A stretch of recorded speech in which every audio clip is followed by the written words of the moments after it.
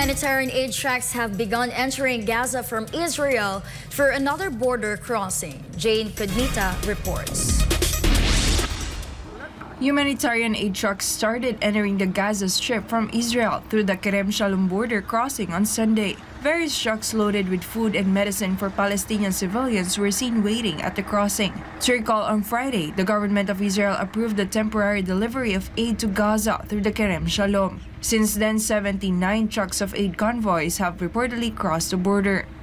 Rafah border crossing was the only transit point for humanitarian aid before the Kerem Shalom checkpoint was opened. It's the first time humanitarian aid would be distributed directly to Gaza Strip from Israel since Hamas launched an unprecedented attack on southern Israel on October 7.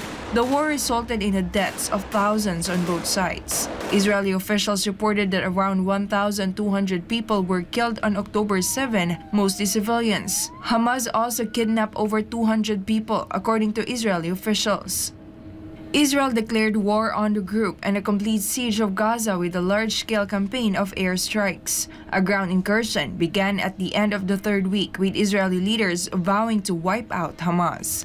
The Israeli Defense Forces claimed that Hamas locations and infrastructures were targeted in the response. The IDF also claims to have exposed tunnels made by Hamas. Meanwhile, Palestinian officials have reported that at least 19,088 people have been killed and more than 54,000 injured.